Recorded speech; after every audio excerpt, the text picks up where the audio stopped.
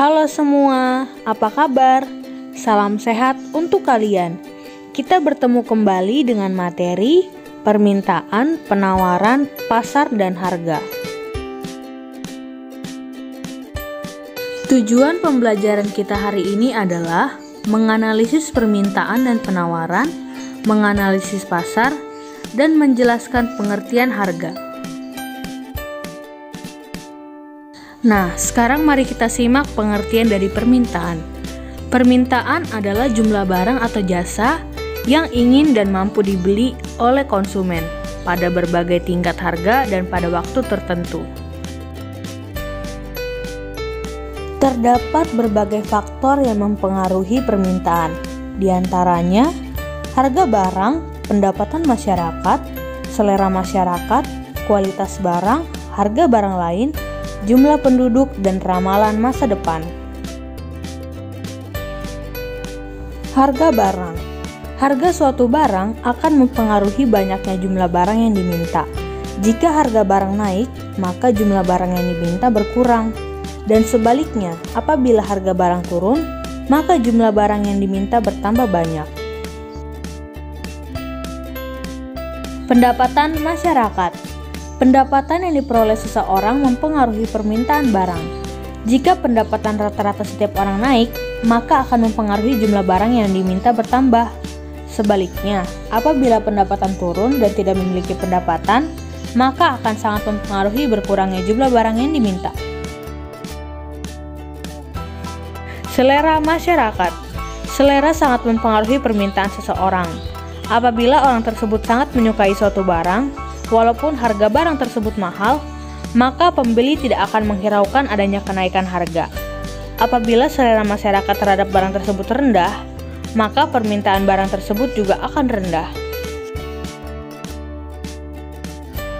Jumlah penduduk. Dengan bertambahnya jumlah penduduk suatu negara akan sangat mempengaruhi permintaan terhadap barang. Kualitas barang. Setiap orang menginginkan barang berkualitas, sehingga kualitas sangat mempengaruhi permintaan. Jika kualitas barang bagus dan harga barang tersebut lebih mahal sedikit dari barang lain yang sama, maka masyarakat akan memilih membeli barang tersebut. Sebaliknya, jika kualitas barang jelek, maka permintaan terhadap barang tersebut akan berkurang. Harga barang lain. Banyak sedikitnya jumlah barang yang diminta biasanya dipengaruhi juga oleh harga barang lain. Apabila harga kopi lebih mahal daripada harga teh, maka masyarakat cenderung membeli teh. Akan tetapi, jika harga kopi lebih murah daripada teh, bagi mereka yang uangnya terbatas, maka masyarakat akan membeli kopi yang merupakan pengganti teh. Ramalan masa depan. Masyarakat akan menambah permintaan terhadap suatu barang kalau diperkirakan harga barang tersebut di masa yang akan datang akan naik. Akan tetapi, apabila keadaan perekonomian negara sudah semakin membaik, maka harga cenderung turun dan masyarakat menahan diri untuk mengurangi permintaan terhadap barang. Hubungan antara berbagai harga dengan jumlah barang yang diminta dapat digambarkan dalam suatu grafik yang disebut dengan kurva permintaan. Kurva permintaan adalah grafik yang menggambarkan sifat hubungan antara jumlah permintaan barang atau jasa dengan harga dalam berbagai kondisi. Nah, anak-anak, sekarang mari kita perhatikan contoh kurva permintaan sesuai dengan tabel berikut ini. Pada tabel terlihat harga bakso 20.000, permintaannya ada 120 mangkok. Apabila harga bakso 18.000, permintaannya ada 140 mangkok. Dan apabila harga bakso 12.000, permintaannya ada 200 mangkok. Maka dapat disimpulkan, jika harga semakin murah, maka permintaan akan semakin tinggi. Tetapi sebaliknya, jika harga semakin mahal, permintaan akan semakin rendah. Kemudian dari tabel berikut dibuatlah dalam bentuk kurva yang dapat kalian lihat pada gambar ini.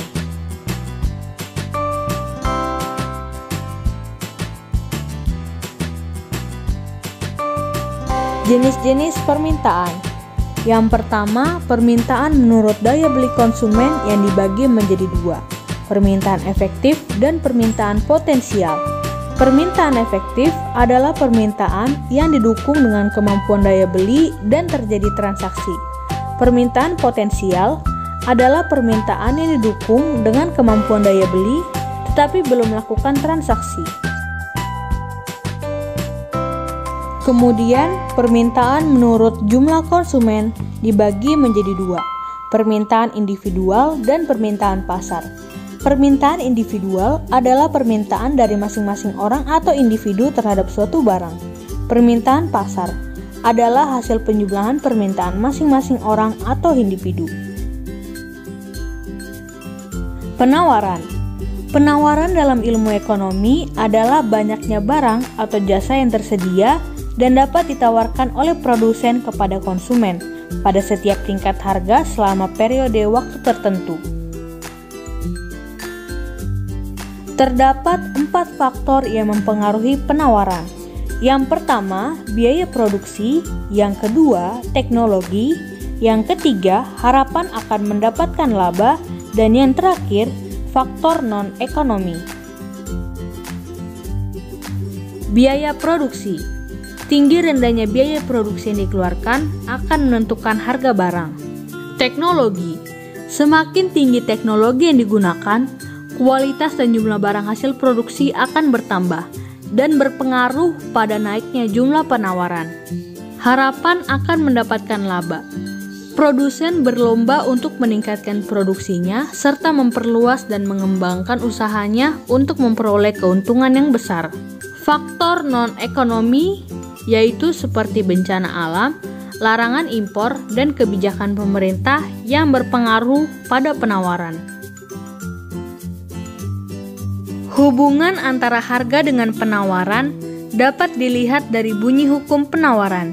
Jika harga barang ditawarkan naik, maka jumlah barang yang ditawarkan pun akan bertambah. Dan sebaliknya, jika harga barang turun, maka jumlah barang yang ditawarkan akan berkurang. Kurva penawaran adalah grafik yang menggambarkan sifat hubungan antara harga suatu barang dengan jumlah barang yang ditawarkan pada waktu tertentu dan tempat tertentu. Sekarang kita perhatikan tabel dan kurva penawaran berikut ini. Pada tabel ini terlihat saat harga barang rendah yakni 12.000, jumlah yang ditawarkan terdapat 120 mangkok bakso. Tetapi ketika harga barang tinggi yakni 20.000, jumlah yang ditawarkan terdapat 200 mangkok. Maka dapat ditarik kesimpulan, pada saat harga barang rendah, maka jumlah yang ditawarkan rendah. Dan ketika harga barang tinggi, maka jumlah yang ditawarkan tinggi. Melalui tabel tersebut, maka dibuatlah kurva penawaran yang dapat kalian simak pada gambar ini.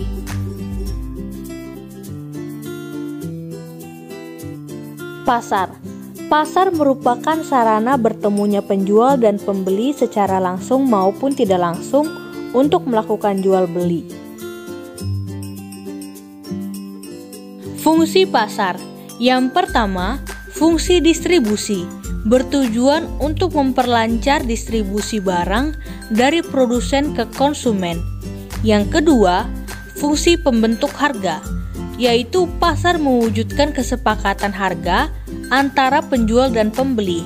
Yang ketiga, fungsi promosi, artinya memperkenalkan hasil produksi kepada masyarakat. Terdapat 5 macam pasar. Yang pertama, macam pasar menurut wujudnya.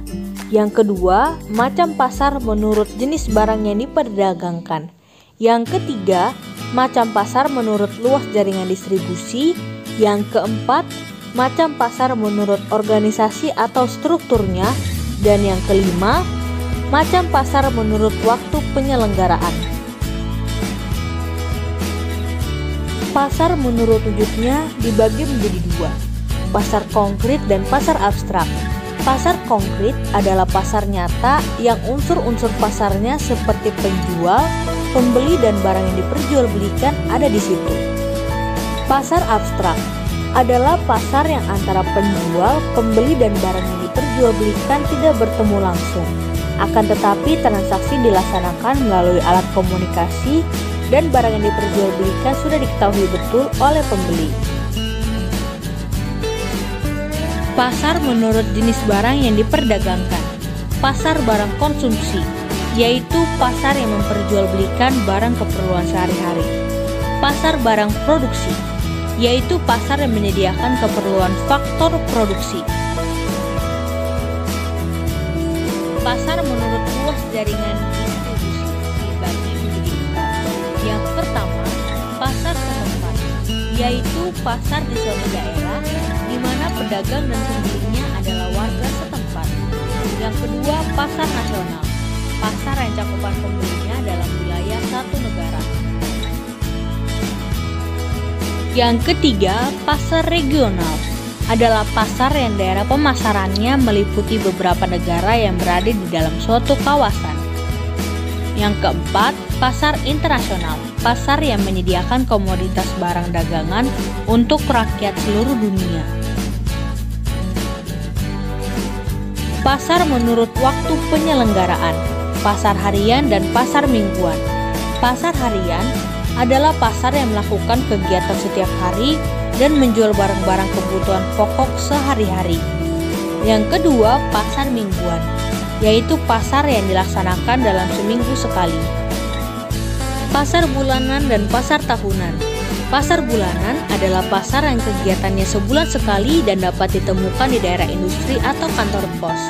Pasar tahunan, yaitu pasar yang diadakan setahun sekali, dan pasar ini bersifat nasional maupun internasional. Pasar menurut organisasi atau strukturnya, yaitu pasar persaingan sempurna dan pasar persaingan tidak sempurna. Pasar persaingan sempurna adalah pasar di mana penjual dan pembeli sama-sama telah mengetahui situasi pasar dan barang yang diperjualbelikan merupakan barang homogen atau sejenis. Penjual dan pembeli juga tidak bebas menentukan harga karena ditentukan oleh kekuatan pasar. Pasar persaingan tidak sempurna adalah pasar di mana penjual dan pembeli memiliki kebebasan dalam menentukan harga dan jumlah barang yang diperjualbelikan.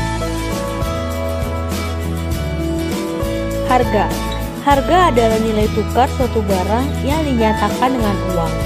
Dalam ilmu ekonomi, harga pasar adalah harga yang disepakati oleh pihak penjual dan pembeli melalui proses tawar-menawar, dan harga barang yang diminta sama dengan jumlah barang yang ditawarkan. Harga pasar dapat disebut juga sebagai harga keseimbangan, karena dalam harga tersebut ada keseimbangan antara jumlah barang yang ditawarkan dan jumlah barang yang diminta seimbang. Demikianlah anak-anak pelajaran kita hari ini pada materi permintaan, penawaran, harga, dan pasar. Silahkan kalian mengulang kembali materi tersebut. Jangan lupa untuk selalu menerapkan gerakan 3M, mencuci tangan, menjaga jarak, dan selalu memakai masker. Sampai jumpa di lain kesempatan dengan materi yang berbeda. Salam sehat, terima kasih. Wastelands through the highways till my shadow turns to sun rays, and on we'll go through the wastelands, through the highways.